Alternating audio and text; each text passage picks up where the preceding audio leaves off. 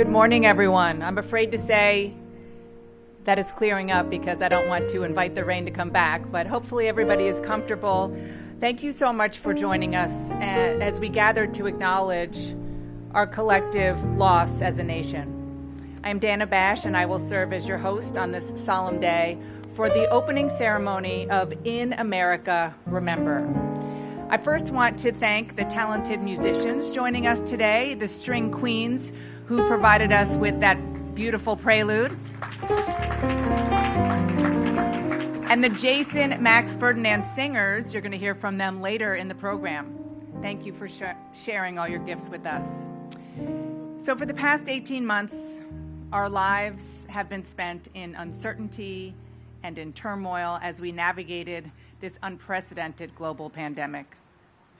To date, COVID-19 has taken the lives of over 652,000 Americans. And that means 1 in 3 American families is missing a loved one because of this virus. Those statistics are hard to hear, but as we look at this vast field of flags around us, which is so remarkable, each flag honors an American life lost. And those statistics bring into sharp visual perspective, and they suddenly have more weight, those numbers, don't they? What makes it even harder is that this field is growing larger by the day as we continue to tally our losses to what are now mostly preventable deaths, giving tangible shape to what has been lost and presenting the enormity of its scope and scale. It was the seed of inspiration for Suzanne Firstenberg, the artist behind this project. This, in fact, is the second time In America has been presented in Washington. The first exhibit was at the D.C. Armory Parade Grounds from October 23rd to November 30th of 2020. When the exhibit began, 219,000 flags were planted on the 4-acre field adjacent to RFK Stadium. 5 weeks later, Suzanne was forced to bring the exhibit to a halt because the daily death count surged over 2,000, and the space could no longer accommodate the growing toll. This installation, the largest public participatory exhibit to appear on the National Mall since the AIDS quilt, encompasses over 20 acres of land, and when it was installed in just 3 days, if you can believe that, looking at these incredible flags. And it was done by a dedicated team of landscape professionals who donated hundreds of man-hours to the creation of this art. People who visit the mall over the next 2 weeks will have the opportunity to personalize and dedicate flags to their own departed loved ones. Those unable to travel to Washington will have the same opportunity online. Each American we have lost was an individual with unique hopes, dreams, plans, a fully formed life, and will be recognized as such in this exhibit.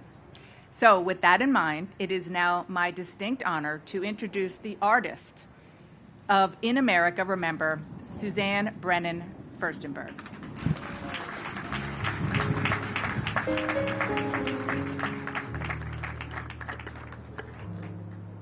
Thank you, Dana.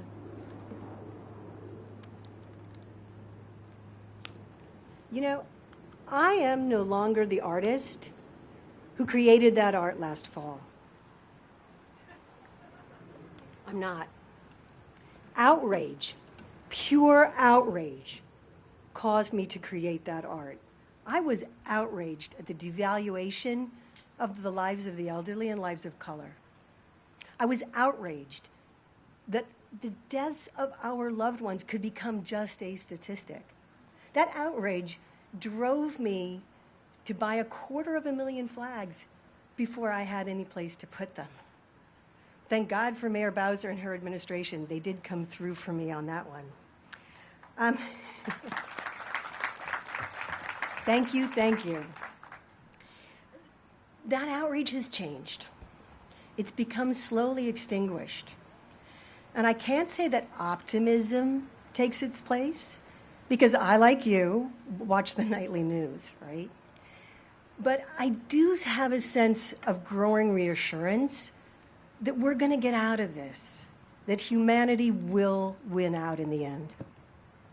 And I think it's humanity, the power of the next generation, the promise of them, and the power of art that may just help us through. So humanity, as they will bring to this exhibition, last fall, people brought immense humanity to those flags. A CDC director came up from Georgia just to take an image of those flags because the director wanted to take that image back and use that picture of all those 260,000 flags to inspire her staff to do better. An ER doctor came in, he rushed in, and he created 12 flags for patients whom he had lost. And he planted those flags so lovingly, and then he dashed off to his next stint, his next shift at the emergency room. I had the honor of watching a deaf man go up to a middle-aged man who was sobbing, who had just lost his surrogate father the day before to COVID. And I got to watch the deaf man, through an interpreter, comfort that perfect stranger. That perfect stranger. So, watching all this humanity of theirs really made way for mine. And I hope that my next art installation might be one in which it inspires us to flip our cameras. You know, we've become such a nation of selfie takers, right? That selfie mentality just permeates our culture. And if we could just learn to flip those cameras and bring others into focus, just imagine. So what humanity means is really keeping everyone safe. I don't want to plant any more flags. We shouldn't have to plant flags. I want to just say a special thank you to Craig Rupert and to Chuck and to Mike and the whole Rupert team, because I couldn't have done this. I couldn't have done it alone. Craig knows how to use a downpour. Yesterday afternoon, when Alexandria was getting their record 4 inches of rain in an hour, we were planting one of the last sections of flags. Craig was out there with me. That's amazing. At noon each day, you'll see me change the number. I go by Johns Hopkins numbers to keep track of the cumulative death toll in America. I'll change the numbers and I'll plant the requisite flags. So we're planting a lot of flags. Did you know that we're planting them in the digital space as well? Equality is important. So many people do not have the resources at the time, the opportunity to come to Washington, D.C. to dedicate a flag for their loved one. So we're bringing the art to them. With all my thanks to Esri, to Jeremiah Lindemann and Esty Garrity and the whole team at Esri, I want to thank them for helping to bring this art into the digital sphere. People, wherever they are in America, if they've lost someone special, they can submit through our website, inamericaflags.org, a request to have a flag dedicated for their loved one. And that request will come to us. We'll print it on a piece of paper, and complete strangers, visitors to the mall, can come and write those flags for them.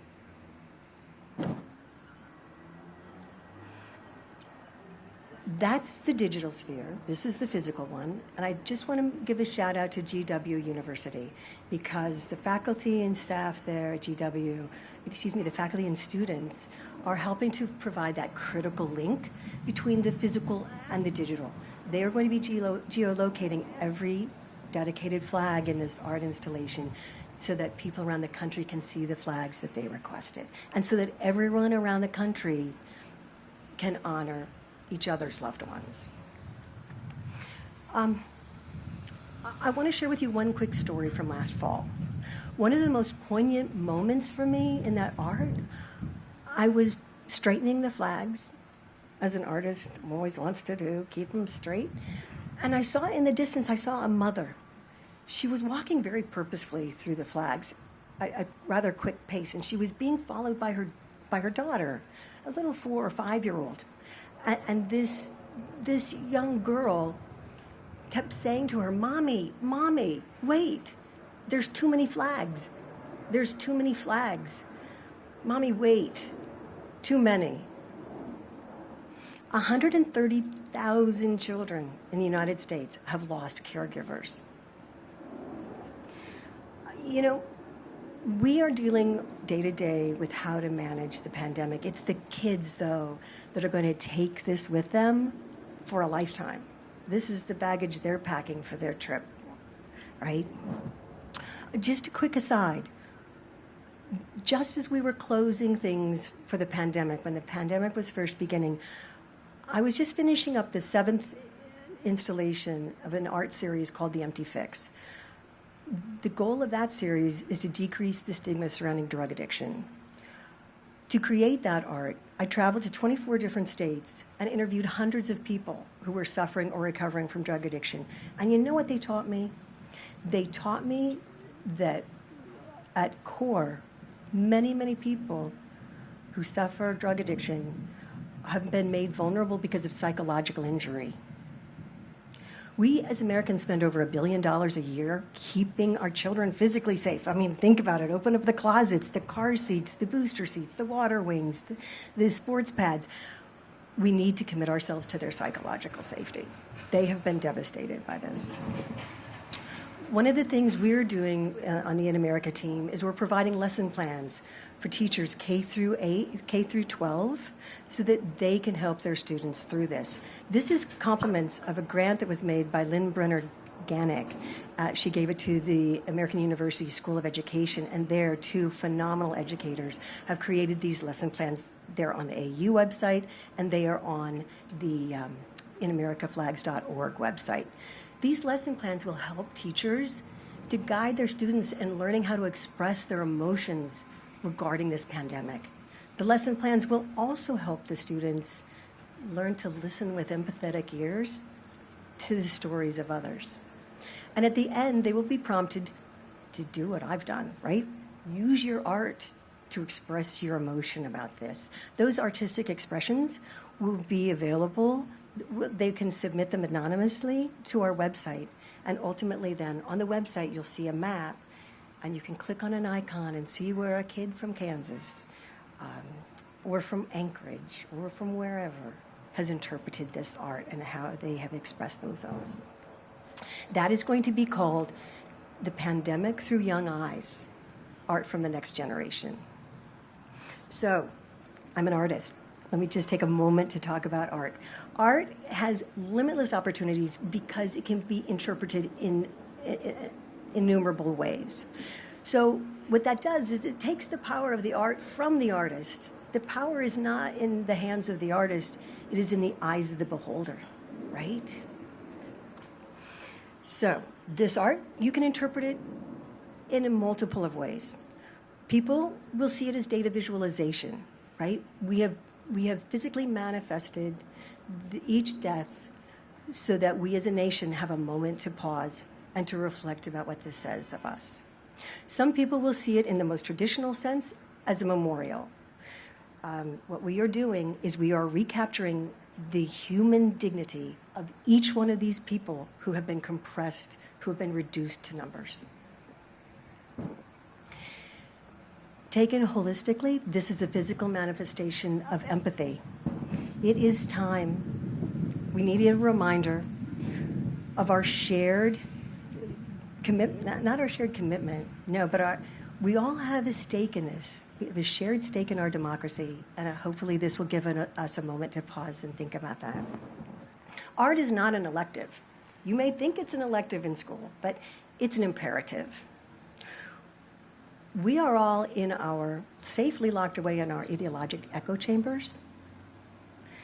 And no matter what, words are not breaking down those doors. But art can filter in through the air vents. Art can slide in gently under the door. Art can unlock those doors from the inside. So, as an artist, I have to tell you that anytime someone comes up to me and says, "I want to support your art, I believe in it," it is so validating. Being an artist is a lonely, tough tough existence sometimes. So I have to say a special thank you to Ron and Patricia Rappaport for their generous support. Thank you. I got notice of that on one of my tougher weekends. Amy Aronson, representing the Bernstein Family Foundation. Oh my God, you saved me. And every once in a while, she'll just send me a text message saying, "Suzanne, breathe." And of course, Michelle Freeman of the Carl M. Freeman Foundation. Many thanks to everyone. So many people have donated. I'm so appreciative. Of course, I have to thank my family, Doug, Sam, Lindy, Drew. They have accepted me disappearing at all hours for years as I have snuck off to spend time with my hospice patients and their families. They have continually lowered, sometimes precipitously, their expectations of my attention when it's been, stolen by art.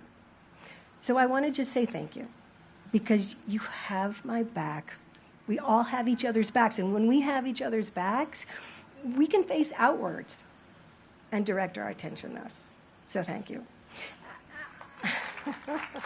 I just want to say, this is not my art. So I'm the person who just thought up this idea, right? This is the art of every single volunteer who helps somebody plant a flag. It's the art of every person who walks through here and just straightens a flag that might be out of place.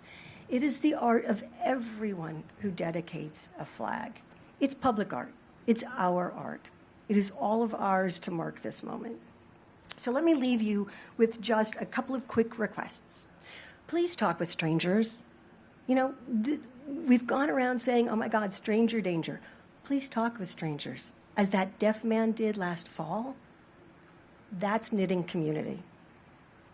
Please invest in our youth, because they're going to need all the help they can get. We need our time and attention is best spent with them. And lastly, I just want to leave you with this thought. Patriotism, in its grandest sense, is not about jealously guarding our individual rights. It is about purposefully guarding the rights of others. Thank you.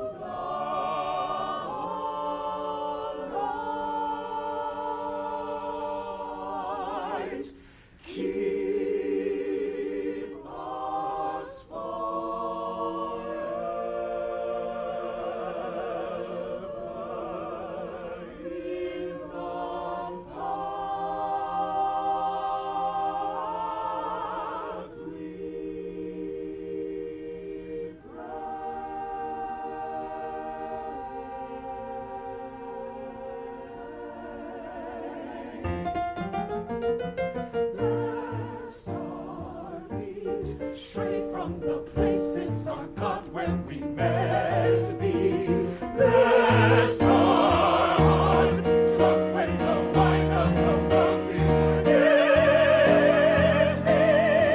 Tremble beneath thy hand, may we forever stand. True to our God, true to our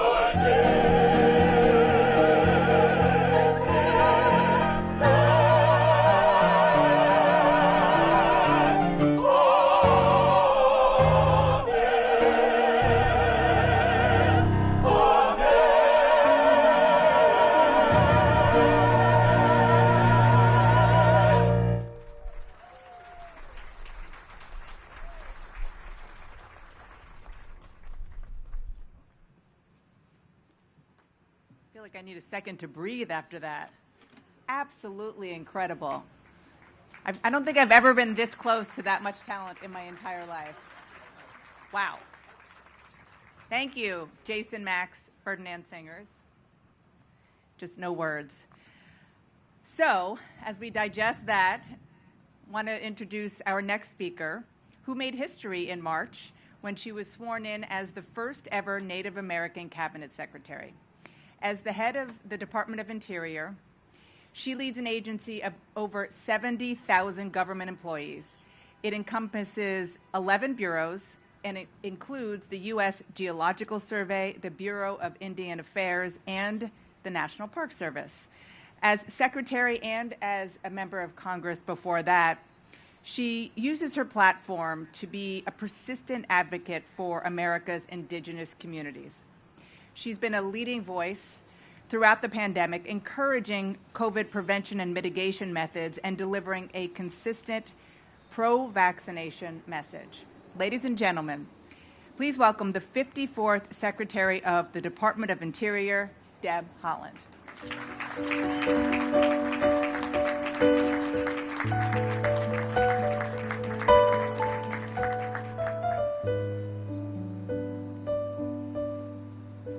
Hello, everyone. Get vaccinated.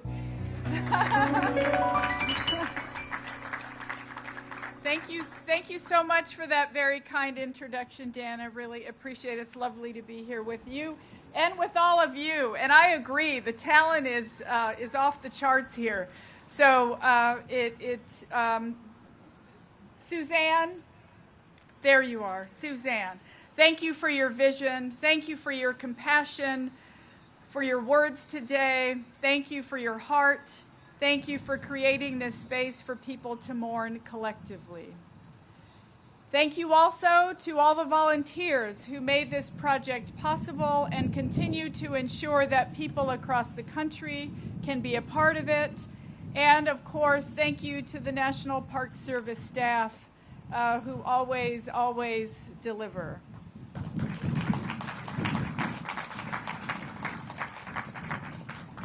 Good morning, everyone. I'm honored to be with you all today as we remember the parents, siblings, cousins, grandparents, dear friends, and loved ones we have lost to this terrible virus.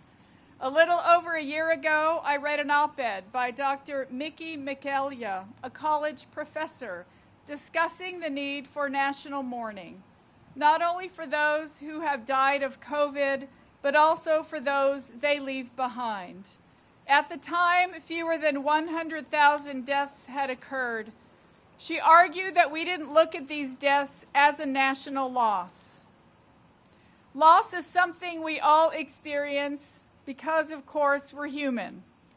I'm reminded of a friend of mine who called me out of the blue weeping one day.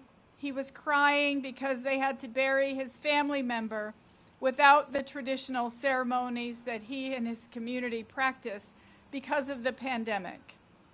In the Pueblo of Laguna, where I'm from, we allow the time for the entire community to say farewell to a relative who has passed on, and we gather in our grief. Our desire to mourn together is profound and allows us to unite as a country around our common bonds and around our loss. It defies generational, political, and cultural boundaries, and the pandemic itself has hampered our ability to mourn in our own ways. Each white flag on this field represents someone's loved one. Each name written down on each white flag reminds us of the families that will live the rest of their lives without them. That includes the 37 members of the Interior Department family who we tragically lost to this virus as well. This public art display is an expression of our loss and gives everyone who comes here a chance to remember all those who have died and to say goodbye. It speaks to our desire to come together, to grieve, and to honor those who have passed. It is my hope that those who gather here, no matter where they're from, what their background, or if they have lost someone personally, feel deeply the loss that we have endured as a country. In some ways, we can honor those we have lost by putting new enthusiasm into urging that our communities and loved ones get vaccinated, by reminding people of the profound sacrifices that have been made. I will continue to do everything I can to encourage everyone to get vaccinated, as I hope you will, so that we can prevent more devastating loss, because we are in this together. Thank you all again so much, and thank you very much, Suzanne, for bringing this here for us today. Thank you.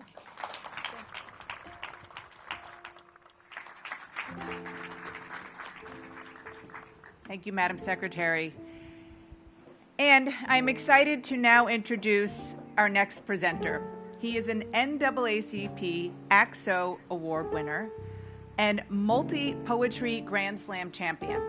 His work has been seen on national broadcasts such as BET's Lyric Cafe. He is an author, a playwright, a teacher, a youth advocate. He uses his spoken word art to engage with his community and the world, and has been doing that since he was in high school. Here to present his original work, In America, Remember, please welcome Archie the Messenger.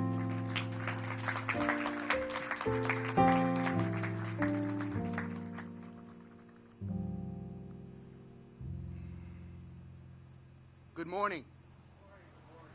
Good morning. I know the Creator has a plan because my grandfather was a praying man. Extending his arms with praying hands, this year my family praised and danced like we never danced before. Tick-tocks like sand clocks rushing quickly to the shore. We thank you for sunrises and open eyes to explore.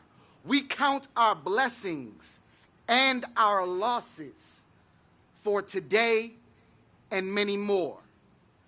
I remember the hugs being a bit tighter and the sun being a bit brighter, the days moving a little slower, our smiles a bit wider. It's you that we remember. It's the love in December. It's the love that we remember. It's the way my grandfather looked at his wife. Her blush like sweet potatoes, cut finely with a knife. In America, we remember that the love is hidden somewhere between the stars and the stripes. Your memory keeps us rolling like a stone to a Christ, but sometimes our loved ones leave us quickly like a thief in the night, but God returns the favor when he lets there be light. Wakes us up in the morning and rocks us to sleep so tight that we remember to love our sister and love our brother. Though our skin may be different, our tears are the same color. We had to unmask our humanity, breathe empathy without vanity. We had to sanitize our sanity because lives were on the line. Because lives were on the line. We had to be socially distant but spiritually combined. And sometimes we have to just remember the good times, when it was okay to be kind, say hi. Because life was so precious, we had to rewind and be kind. We had to rewind to toast to glasses of wine, barbecues and good food, and amusement parks with short lines. This life, a metaphor, an amusement park with short rides. And every day we're just trying to get in line. We are just trying to ride all the rides, but it's just hard in this life because the love is hidden somewhere between the stars and the stripes. It was a good day. It was a good day. And sometimes selfies didn't have to be liked. It was a day when praying for you wasn't something that we typed. It was a day when praying for you wasn't something that we typed. But the love is hidden somewhere between the stars and the stripes. But we are the people united in a state of crisis with our children in sight. We have to teach them that in harmony we live, and together we fight because we love you. But today, we miss you. Today, we love you. I wish I could put arms around a bird to hug you. Grandma, I wish I could put my lips on a cloud to kiss you, because today we miss you, and there is not enough tissue for this issue, but you are with us, and we are always with you. We know the angels came to get you because they came with wings to fit you, but thank you for leaving us another room to get through. Thank you for showing us a little light and helping us get through. Lord, thank you for another day, another chance to make it right. We honor you with love, with these stars and these stripes. Thank you, Lord, for another day, another chance to make it right. Grandpa, I honor you today with these stars and these stripes, because I know the Creator has a plan. Because I know our Creator has a plan. Because my grandfather was a praying man. Thank you.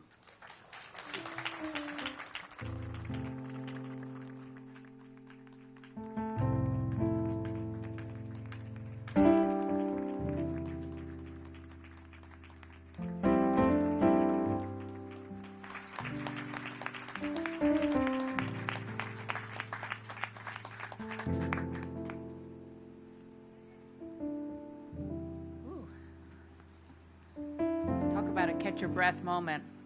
There really aren't any words to follow that. Just spectacular. Thank you so much, Archie the Messenger. Yes.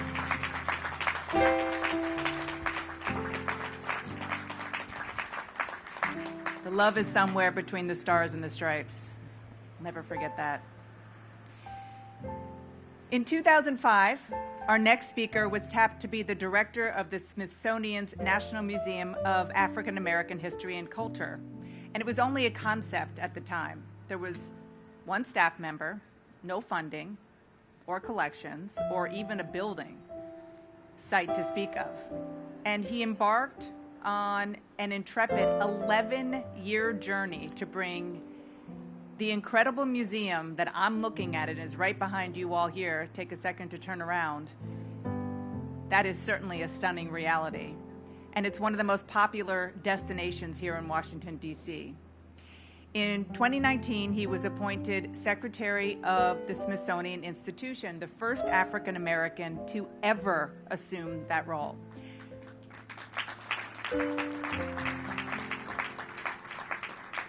As secretary, he oversees 19 museums, 21 libraries, the National Zoo, and numerous research and educational centers. Ladies and gentlemen, it is my honor to welcome Secretary Lonnie Bunch.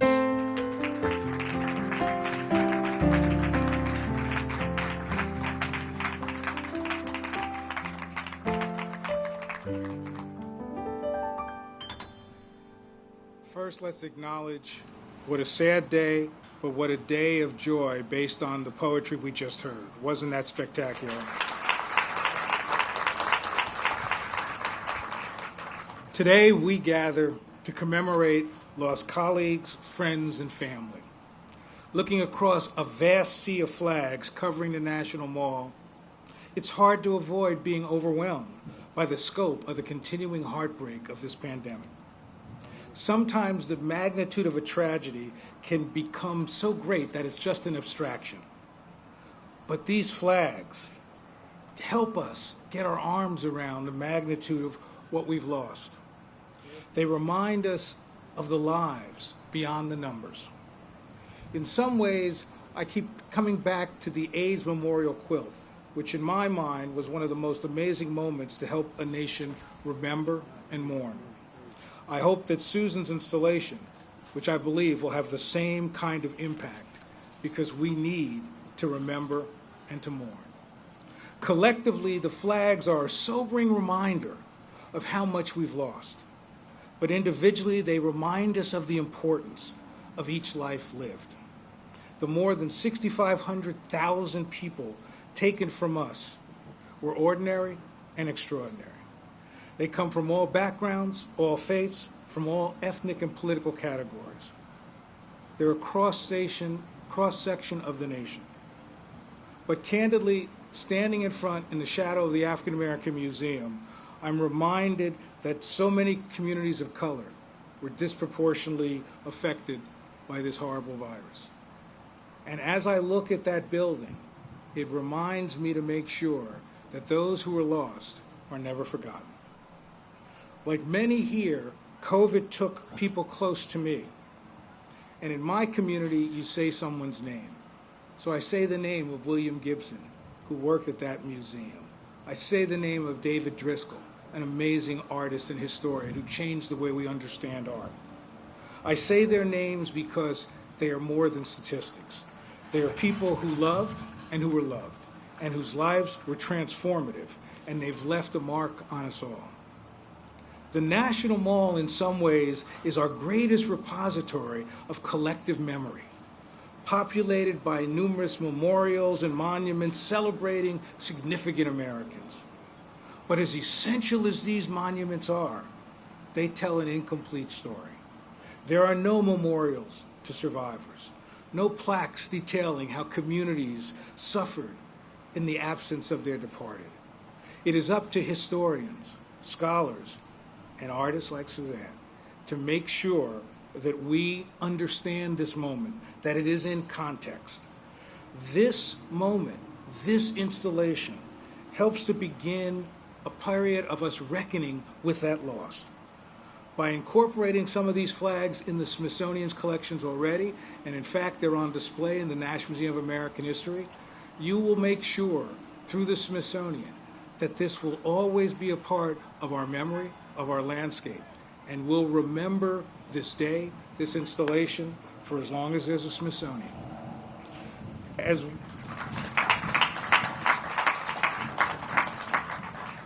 we search for anything to give us comfort, to help us understand the incomprehensible, it's critical that we remember.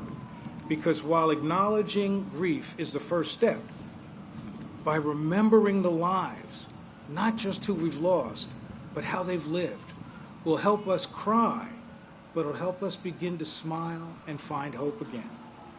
And I would believe there is nothing more powerful than a people, than a nation steeped in its history and remembers. And as a historian, I've always believed that if we are to perfect this imperfect union, we must embrace our unvarnished history fearlessly and candidly. In other words, we must embrace the truth. And art can reveal truth in a visceral way, in ways others cannot. It helps us examine the complexity and nuance of this human condition. As this installation gives us a moment to reflect on all who were lost, let us also use it as an opportunity to examine how we can do better as a nation, how we must do better as a nation. Let us consider how we can better protect and care for one another. Let us remember this is about love. Our shared future, our ability to be a great nation, depends on our ability to remember and to take care of each other. Thank you very much.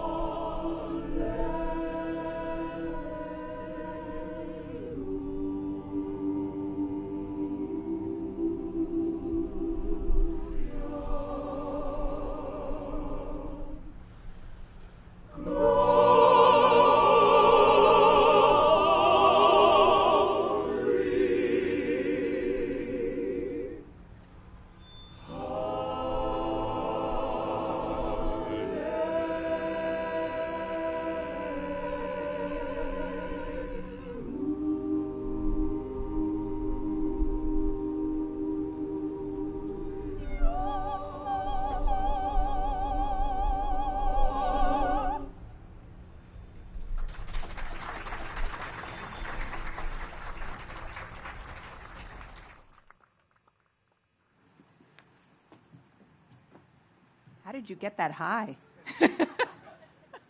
That's incredible.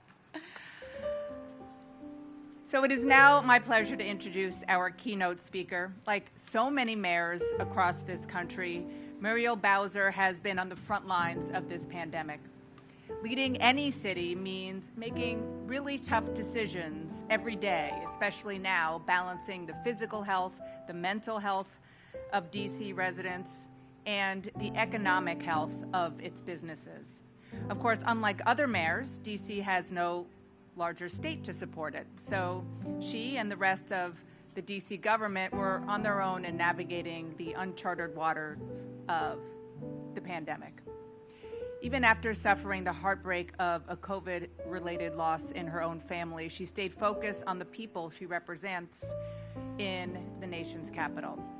It was Mayor Bowser who arranged the first iteration of this incredible art installation to find a home at the DC Armory, and she has continued to show her unfailing support as In America Remember took shape.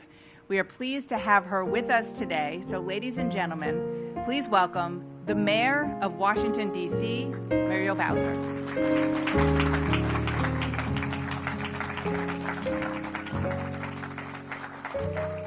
Good morning. And I want to thank you, Dana, for that introduction and for being part of today's events and for all that you have done throughout this pandemic to ensure that Americans had all the information that they need. I want to acknowledge and thank Secretary Deb Haaland, who is also here with us this morning, for her kind words and for her leadership around our country. And Lonnie Bunch, we thank you for all that the Smithsonian means to our city and our nation in recording our history right here on this, our national mall. I also want to acknowledge and thank members of my administration who have joined us today and represent 37,000 DC government workers who have been focused for nearly 2 years on our response and recovery from this pandemic. I couldn't be more proud of their efforts, and I know that all that they have done have saved lives in Washington, D.C. Suzanne, I couldn't have agreed more with your words. We are grateful for this exhibit and for the exhibit that was on display at RFK Stadium last fall. And we are grateful that through art and public art, the people's art, we can demonstrate our collective grief, but also our collective vision and commitment to crushing this virus. I remember when we came together last November, Suzanne, you then called on similarly Americans to care for each other and to show compassion. We heard those words again today from our poet. I have said throughout this pandemic how proud I am that DC residents have stood shoulder to shoulder together to show compassion for each other. And since we came together last, science has delivered for us a new tool that can help us crush this virus and care for each other in another way. And that's 3 safe and effective vaccines. We know that about a month and a half after we met outside of RFK Stadium, the vaccine was approved. Many of the first people to get vaccinated were the healthcare heroes that took care of our communities during the darkest and scariest days of this pandemic. The doctors went from room to room in overfilled ICUs. Nurses traveled across the country to overwhelmed hospitals and worked long hours caring for patients who were scared and separated from family and friends. And the support staff at our hospitals kept cafeterias open, made sure that fresh sheets were on the beds, and that there were rarely time for them to even take a moment for their own mental health or their own families. We made sure in Washington that we had all the preparation that we needed to give our healthcare professionals time to get ready to take care of our sickest patients. And sadly, we again see in parts of our country overwhelmed ICUs, overburdened health professionals. And we know that we can change the trajectory of those experiences. And in those early days of vaccinations, you will remember for most people, it was difficult to get a vaccine. Supply of the vaccine fell far short of the demand. You will remember that people were desperate to get their shot. Family members were logging into vaccine sites from thousands of miles away to try to get appointments for their parents and grandparents. People were lingering in pharmacies and grocery stores hoping to get an extra dose of the vaccine at the end of the day. Regular people were tuning into CDC meetings and FDA meetings to learn when new vaccines might get approved. We fast forward to today, and any person in America who is 12 years or older can walk into pharmacies, clinics, and vaccines and get a free, safe vaccine. And so today I stand before you in 610,000 flags, more than 1,100 representing DC residents. And I come with the same ask. You heard it from Deb Haaland, and I'll repeat it again. Get vaccinated, take the vaccine, but more specifically, get your children vaccinated. Get them the vaccine. There are hundreds of thousands of flags here that represent people who never had the opportunity to get vaccinated. And now we know that since the vaccine became available, so has misinformation. And some of the flags here represent lives lost because of misinformation that got to people before the vaccine ever had a chance. But we can still save lives, and there are still too many Americans, especially young Americans, who are not yet vaccinated. And so I appreciate this exhibit for so many reasons. Today, we have a pop-up vaccination site that's supported by Safeway, one of our trusted vaccine partners in Washington, D.C. And we want to encourage everyone to reach out to family members. Just this morning, my mother sent me a text that she had been texting one of our family members every single day to get the vaccine. And she received a copy of her vaccine card today by text message. So each of us, no matter who we are or where we are, we can encourage others to get vaccinated. I want to again thank Suzanne for not only putting this installation together, but creating resources for educators to help young people nationwide process the magnitude of this experience. Just last week, I was lucky to be with President Biden, First Lady Dr. Jill Biden, and Secretary Cardona at one of our middle schools here in Washington, D.C. I've spent the last several months reminding everybody that Washington, D.C. is open. Our National Mall is open, our museums are open, our parks and restaurants are open.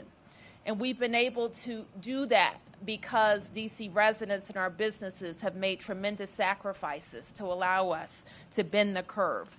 I'm also proud to say that D.C. public schools are open, full-time, in person, 5 days a week.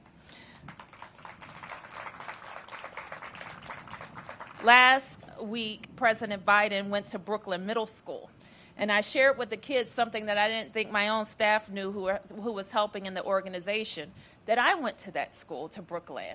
It was an elementary school then, and I was happy to return with the president and a lot of happy kids and teachers. They weren't just happy because the president was there. They were happy to be in class. They were happy to be with their colleagues. They were happy to be with their teachers. And they were happy to be learning new things firsthand, things that they couldn't learn through a screen. At the school, President Biden, first of all, he acknowledged all the hard work that D.C. public schools and our staff have done to get children back in school, where we all know they learn best. But he was introduced by Elijah Poole. And Elijah asked the president, why me? Why was I selected to introduce you to have this great honor? And he answered his own question by saying, why not me? And today I want to encourage everyone to see themselves in Elijah and to see what he was able to see. He saw how important his role is, even as a 12-year-old, and how important he was to his family and friends. And that's why he and his mom made the decision to get him vaccinated. For our friends and family members who are not yet vaccinated, know that your life is precious. Your life is worth protecting. And you have the tool to make sure that you can prevent your family and friends and your colleagues and people who you may not even think care heartbreak at your loss. So even though this exhibit has moved from RFK, I am reminded of an observation on tragedy that RFK himself made that applies to this moment. He said, "Tragedy is a tool for the living to gain wisdom, not a guide by which to live." We have experienced an overwhelming amount of tragedy during this pandemic, but today we have the knowledge and resources and tools to prevent others from experiencing the loss that each of these flags represents. So let's keep pushing. Now is not the time to give up on our fellow Americans. And in that spirit, I want to end by thanking all of the volunteers for DC's COVID Community Corps who are out in the neighborhood every single day talking to DC residents about their fears and concerns, one conversation at a time. Let our country experience this collective grief and mourning, but also the call to action to crush this virus.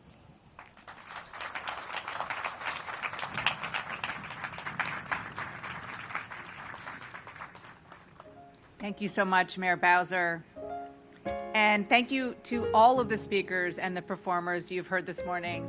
And, you know, we started and it was drizzling, and now the sun is coming out. So let's just hold on to that and just call it a metaphor, okay? So thank you for coming. And as a reminder, this exhibit that you're looking at will be open to the public daily through October 3rd. We hope that you encourage your friends, your families, your neighbors, your colleagues to visit and to take part in the exhibit. Or you can direct them to www.inamericaflags.org, where they can experience and participate in the exhibit virtually. I would now like to ask Suzanne Firstenberg back to the stage and give some parting thoughts to close out the program. Suzanne. Thank you, Dana. Thanks so much to the mayor and to all the speakers here today. And thank you for spending your time here. You bring this art meaning. I invite you to walk now with me amongst the flags. Just look at one flag. Think about the concentric circles of grief that flag represents. The family, the neighbors, the coworkers, the faith community. And just take a moment to absorb all that grief and then lift your gaze.